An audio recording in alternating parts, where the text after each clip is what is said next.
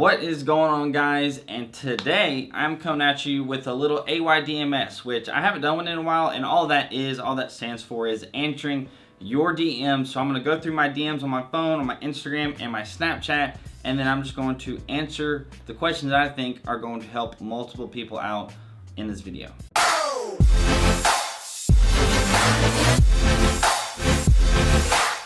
Alright, so I've actually just read a few questions that I've gotten, and pretty much the gist of my DMs, for those of you who are curious, are the same questions over and over and over and over again. But I'm going to try and answer things a little bit differently, or answer some things that I haven't maybe talked about before. And for example, the hearing test. Somebody's telling me that they failed the hearing test twice, and they're curious if it really is going to prohibit them from joining the Army. And the answer is yes. If you can't pass the hearing test, it's basically the same thing as not being able to pass the vision or not being able to pass the ASVAB. It is a requirement to pass that standard, and if you don't meet the standard, then you're not going to be able to join. You can't really get a waiver for not being able to hear. The hearing test, though, is just a little bit weird. I guess if you do end up failing it, you could potentially, the next time you come back and try to take the hearing test again, you can go and get your ears cleaned. I've never had my ears cleaned before, but I've been told by several people that when you do it, they basically just like take out all the wax and stuff out of your ears, like deep into your ears, and you can hear much clearer. So then when you go back and take that little test and you're sitting in that room and you're like, I can't tell if that's a beep or not, hopefully you should do much, much better, or at least the best of your capabilities, because the obstructions are gone from your ear.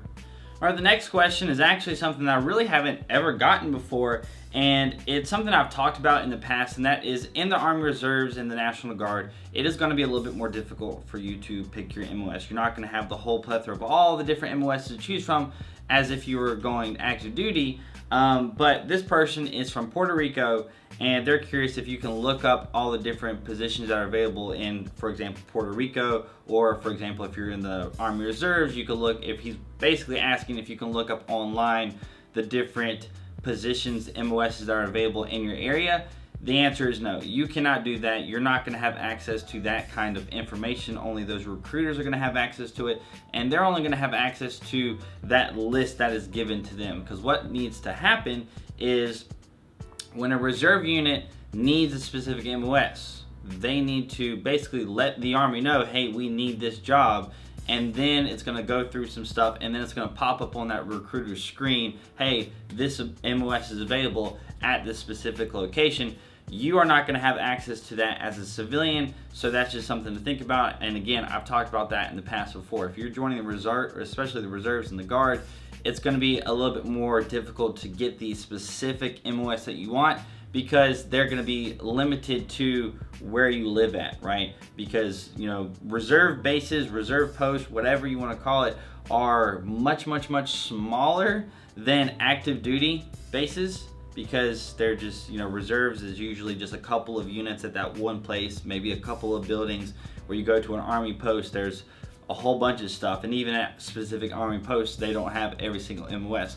So you shouldn't expect, you know, reserve posts and stuff to have all the different MOSs. So keep that in mind, guys, when you're thinking about joining in the reserves or the Guard. This isn't a question, but somebody did ask me technically if they could send me something. If you're curious, if you want to send me like a patch from my wall or whatever that's over there, if you want to send me just whatever in general, I have those shells. If you want to send me something that kind of can fit on the shell, you can feel free to do that. My PO box is in the description. This will also be a good time to look in the description at 20% off of your Genfidel apparel. That would be freaking awesome. But yeah, so description, if you happen to want to send me something, that's always there. That's always, you know, welcome or whatever. I check my PO box like every week. All right, my next question is more of a relationship related question whenever you're joining, which I know can be a real big predicament for you guys. So I'm going to read this message for you. How do I tell my girlfriend that I want to join the Army Reserves? So that's a key here, Army Reserves. She is completely against me joining. We've been together for 3 years, and I'd like for her to be okay with me with it, instead of signing and telling her after, which I think is the right thing to do, is telling her before and not just signing up and being like, hey, by the way, babe, I joined the Army Reserves. And then he says, we invested a lot in this relationship for a while, and I don't want it to go to waste, but I also want to follow a lifelong dream of mine. All right, so this is a really tricky thing to do, right? So I've talked about telling like your parents or significant other or whatever in the past about how to kind of go about this, and I'll reiterate to you, I think the best way to go about this is when you tell them that you want to join, you have to talk about really the good things, right? You need to really emphasize on the good things, emphasize on how the Army Reserves in your instance is going to benefit your lives together. It's going to benefit your future. It's going to give you things in the future that you might not have had otherwise, right? So for example, you're together, you're dating right now, you've been together for 3 years, you join the Army Reserves, unless you get deployed, you're going to have to wait 6 years to get the VA loan, but in 6 years, you can get a VA loan and you don't have to worry like pretty much every other civilian in the world on how they're going to afford or get approved for a home loan. So VA loan is honestly like a really awesome benefit. And then there's all these other things, reserves, you're gonna get some money for college and stuff. I just don't know if you're wanting to do that or not, but you gotta really kind of hammer in on the positives, and also hammer in that it's the Army Reserves and it's not like you're gonna be gone all the time. You will be gone for a good chunk of time at the beginning during your initial training, basic training and AIT, but after that, you're coming home, right? So you have to really emphasize that after basic training, things are gonna be pretty normal, right? You're gonna go to AIT, you can still call her every day at AIT, you can still FaceTime her or whatever, you could even potentially see her on the weekends at AIT, and then when you come home, you can see her every single day except for a weekend, right? And even if that weekend is close to you, if your reserve unit is close to you, you can still come home on the weekend. So it's not as big of a deal as some people think. A lot of people think, oh, you're gonna die. If you join the military, you're gonna die. That was the case for me. A lot of people in my family thought I was crazy. My mom was like terrified that I was like basically gonna die. Like it's like if you join the military, you're going to die. That is not true. So you gotta really hammer in on those points and those misconceptions that a lot of people have when somebody joins the military, because a lot of people still think when you join the military, it's like you're signing your death certificate, right? Yes, you're signing like the dotted line, up to your life or whatever. It's not as likely as like literally almost every single civilian makes it out to be, that like if you join the military, there's a very high possibility you're gonna die. No.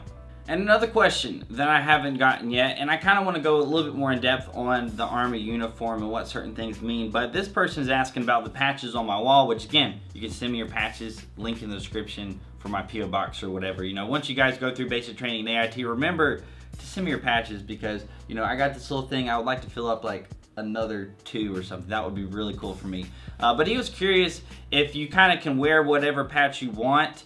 And so yes and no. So your left shoulder, right? So you guys are looking at me, this is, still the left side or whatever. I'm not sure if it flips it around on the camera. But on your left shoulder, that is your unit patch. So whatever unit you are currently in, that is what you're gonna wear on your left shoulder. On your right shoulder, that is your like deployment, your deployment side, right? So if you ever deploy into more like a combat zone, if you just like go over to Kuwait or something like that, or if you just go to Europe or something, you're not gonna get, or unless you get involved with something, you're not gonna get something on your right shoulder. But just to be clear, just because you don't have something on your right sleeve does not mean that you have not been deployed before. So that's something to think about. But on your right shoulder, let's say you have multiple different deployments with multiple different units, you can pick whichever one is your favorite, right? So if you were deployed with like the 82nd Airborne or something, and then your other 2 deployments were,